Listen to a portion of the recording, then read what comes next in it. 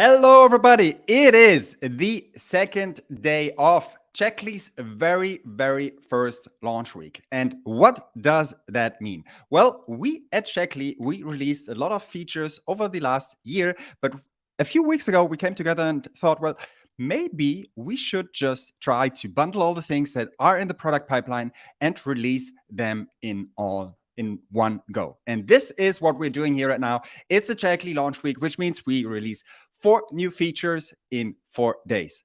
And if you haven't heard of Checkly, let me just give you a brief rundown of what Checkly is. So Checkly is an active monitoring platform for developers, which means that if you are building things for the web, you can use our API monitoring feature to test and monitor your APIs, make sure that they're fast enough, that they're responding with the correct status codes and response bodies, and that they're up in general. And if you want to, you can also put it up a notch and start automating with headless Chrome using Playwright to test that your add to cart flows, your login flows, that all the functionality that is sitting on top of your APIs is actually up and running.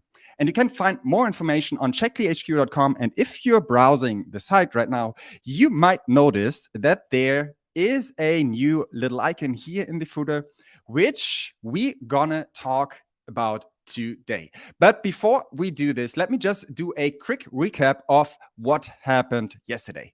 So first of all, we had Michelle here who showed us all the mobile improvements that we just recently shipped.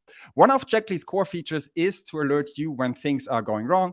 And we don't know where you are when you receive an alert, right? It could be that you're in bed, maybe you're hiking on a mountain. What we want to guarantee is that you can access all the necessary information to make sure or to evaluate if an alert needs your direct attention right away. So this means now you can access the alert information and the browser check information or API check information right from within your phone to make sure that it is very easy to evaluate if you need to take immediate actions.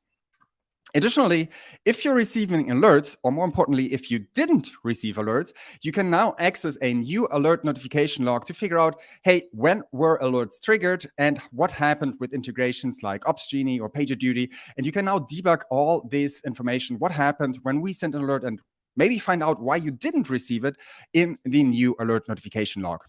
And lastly, super exciting, we opened up our new Slack community, which is available under checklyhq.com/Slack. So if you want to get in touch with me or with the people that are actually building Checkly, you can go there and we can have a lovely conversation. We are always excited to hear your feedback and we would love to connect. And today, we're going to talk about this little circle that is there in our footer. So let me just introduce you to my two guests here today, which is not Sin, but Kaylee and Daniel. Hello. How are you two? Kaylee, Good. It's great to have you. Can you introduce yourself? For sure. Yeah. So hi, I'm Kaylee. I am the Director of People at Checkly. So I am responsible for all people and culture things, recruiting. And I'm calling in from Munich, Germany. And we have also Daniel with us. Daniel, who are you? Hey everyone, I'm Daniel, Director of Engineering at Checkly. I lead the engineering department and I work very closely with Kaylee on achieving SOC 2 compliance. That is wonderful. And you already dropped the word of the hour here, SOC 2. So Kaylee, can you tell me what is SOC 2? For sure. So SOC 2 is a framework to ensure the safety and the privacy of customer data. So we are dealing with a lot of customer data, like names, emails, but also credit cards, all that kind of stuff that you don't want out there floating or being leaked. So the SOC 2 is like a high level of information security. And I heard there are different levels when it comes to SOC 2. Yeah, there sure are. So there's a type 1 and a type 2. So SOC 2 type 1 is a report that checks like all of your controls and your processes that you put into place for IT cybersecurity at one point in time. So are the controls designed properly? And then type 2 is a report that checks if the controls function well or function as intended over a period of time, usually anywhere between 3 to 12 months. So type 1 point in time, type 2 over a period of time. That makes sense. And you already mentioned customer data, like customer data, credit card data, kind of all kind of information. And kind of in a company, I could envision that this is a lot of work to kind of really turn everything around inside of a company, because we're just juggling a lot of data every day pretty much. So what do we have to do to actually become SOC 2 compliant? Yeah, so it's a multi-step process, right?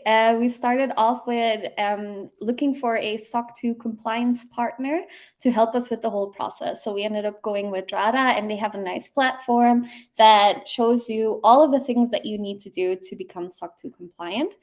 And then the second thing that we had to do was find an auditor to help us as well. So this auditor would, of course, audit everything at the end of our process, but he also helped us go through all of our processes that we already had in place and identify the gaps there.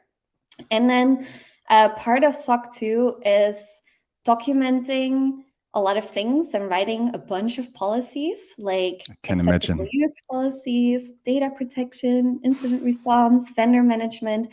So that's where the auditor helped us a lot as well. I already mentioned vendor management. That was a big part of our SOC 2 project as well. So we had to figure out, like, okay, what are all the tools? What are all the different companies that we are working together with at Checkly to do what we do? And then make sure that they also treat customer data in a secure way, right? So, like, do they have SOC 2 in place, GDPR, security policy?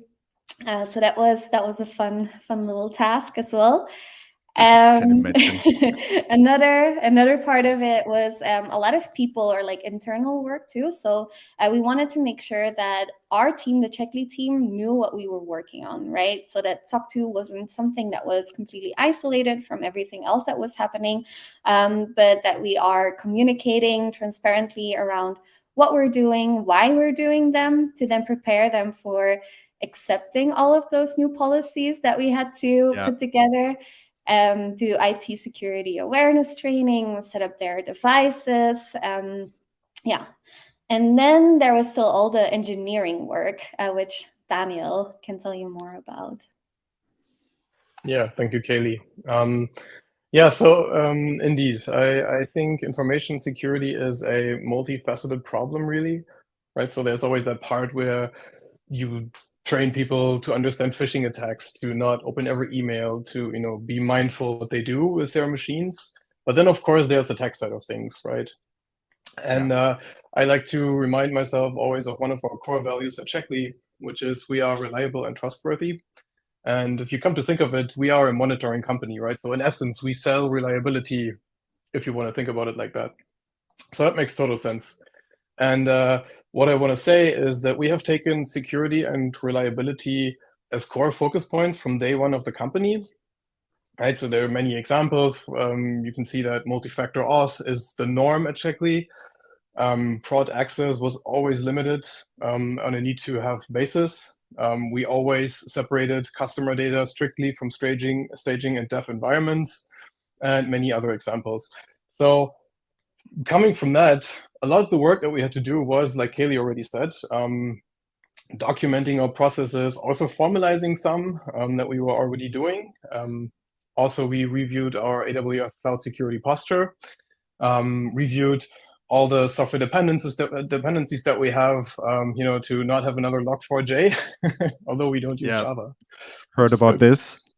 But there's so many dependencies, right? Software development is so hard these days. Mm-hmm. We removed some technical debt, of course, and also became more aware of our general security posture in the process. I can give you one example that probably everybody can relate to. We had that one old EC2 instance on prod that nobody really knew anymore what it was doing. And while it's not a huge security risk per se to have something like this, it's always good to just reduce attack surface, right? Because you forget what runs there, maybe it's not patched, and it's just an unnecessary risk that you have. And so that was, a lot of the work that we had to do. Yeah, I can. So I saw this happening on the side, right? And while we were all educated on this, there's just so much work because everything is just moving pieces, right? There are so many people involved, and as you mentioned, Daniel, it's technology. And I'm the first one that installs something or adopts another service, right? I think one of the things is really to kind of ingrain it into how a company rolls, right? We have to take care of this. This is important, and we want to follow these kind of best practices. And I could imagine, though, that so I'm very sure that this was a good chunk of work. So how long did it actually take us to get here? Yeah, so it was a lot of work, but actually we did a pretty good job. So from the moment that we kicked off the process with our SOC 2 compliance partner until we got our SOC 2 Type 1 report was about 4.5 months, and we impressed our compliance partner and our auditor with that. So I'm very proud of that, and I can say that I think we can attribute this to like what Daniel said before, right? Like reliability and trustworthiness is one of our core values. It's security is in our DNA basically. So we already cared about this security and reliability before we started this project. Of course, we had like some gaps to fill, and we were doing it next to our day-to-day jobs as well. And so 4.5 months, with a lot of work that went into just also documenting already existing processes like the incident response, code reviews, all that kind of stuff. Yeah, for sure. So in summary, when we're talking about SOC 2, what is the one thing that we should take away for our customers and users? Yeah, I think I'm going to answer that one. If you really think about it, I believe that two main benefits come from the SOC 2 compliance audit. And the first one would be an external party reviewed all of our internal processes, right? As we said, this goes from how we do on-call to cloud security, CI pipeline automation. And we had to show proof, right? We went together through all of the things, sending screenshots, really showing that we do all of the things that we claim, and thereby confirming that we adhere to very high levels of professionalism when we build software. And then also, a pen testing plan was part of the process. So moving forward, an internal, external party will regularly try to basically hack us, and we will deal with their findings. So in essence, what you get is you get a product that is ready to serve enterprise-grade customers, even if you are just a small business or hobbyist. And then the second point I think that customers benefit from is also an increased internal awareness that we have now at Checkly. Give you an example. Although it was not technically, required in the process, we figured out while we were carefully reviewing our entire infra that the REST API that we offer was still available via HTTP.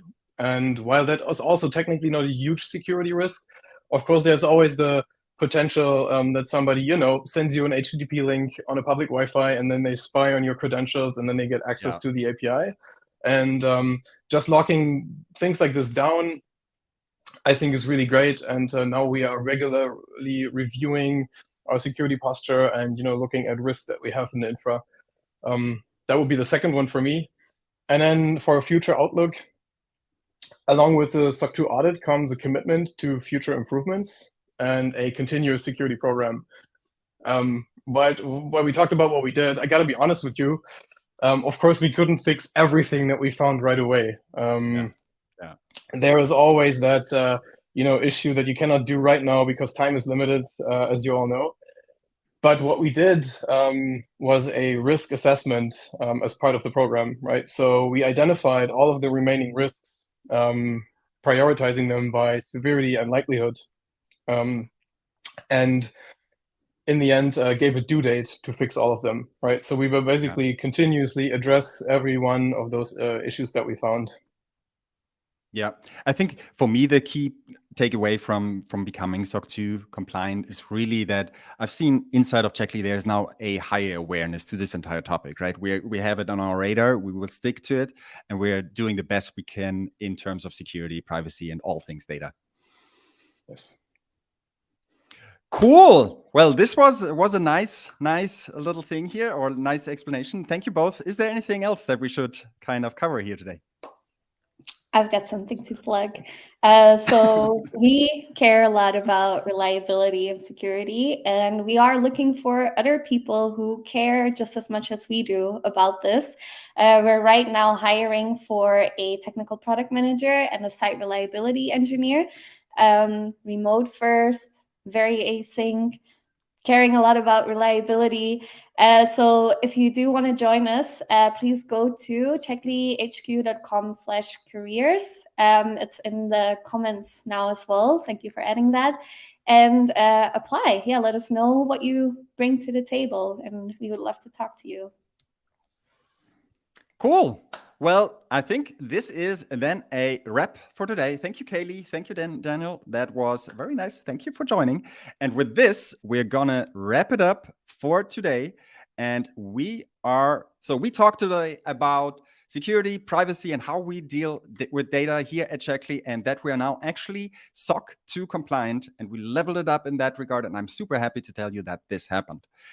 Moving forward, tomorrow on Thursday, same time, same place, we're going to talk about Playwright. And to be specific, you might know that you can run Playwright scripts in Checkly for quite a little bit, but we can now also use Playwright tests inside of Checkly. If you want to learn more about this, drop in here on YouTube tomorrow, same time, same place. And with this, I think we can call it a wrap.